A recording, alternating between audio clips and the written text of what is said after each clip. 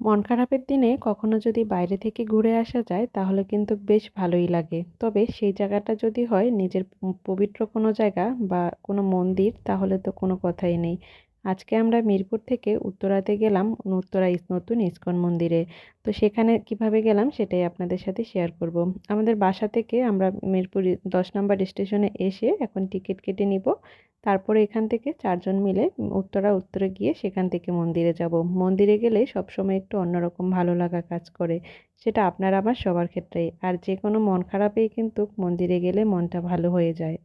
তবে মেট্রো রেলে এত পরিমাণ ভিড় ছিল যেটা বলার বাইরে। তো কি আর করব, ১ম মেট্রোটা মিস করে তারপরের মেট্রোতে করে আমরা এখন উত্তরার উদ্দেশ্যে রওনা দিব।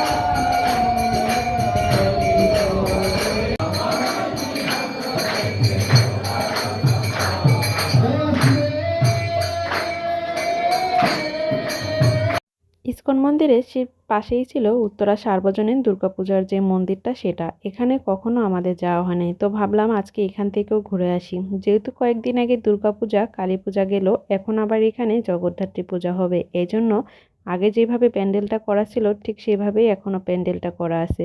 এই মন্দিরটাও অনেক বেশি সুন্দর আর অনেক বড়। তবে আজকে ১ম আসলাম দেখে অনেকটা বেশি ভালো লাগলো।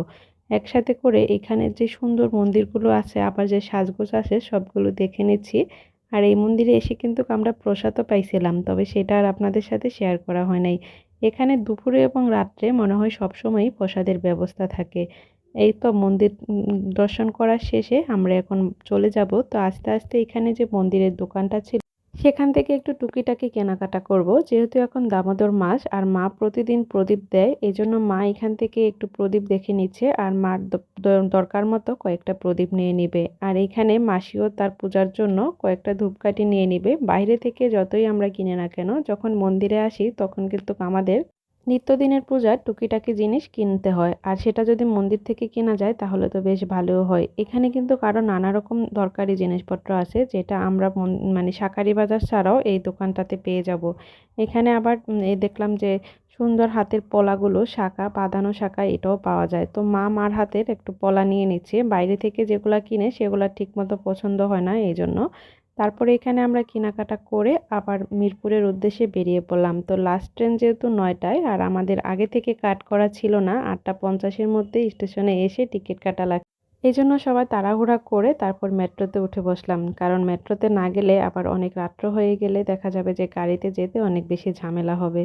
তো আজকের মতো আমাদের এই ছোট্ট একটু ভ্রমণ বেশ ভালোই কাটলো সবাই মিলে। মাঝে মাঝে পরিবারের সবার সাথে আবার সবাইকে নিয়ে যদি প্রিয়জনদের নিয়ে একটু ঘুরতে যাওয়া হয় তাহলে কিন্তু বেশ ভালোই লাগে। আর যেহেতু এখন মেট্রোতে যাওয়া আসা খুব সহজ এজন্য দূরে কোথাও যেতে সমস্যা নেই।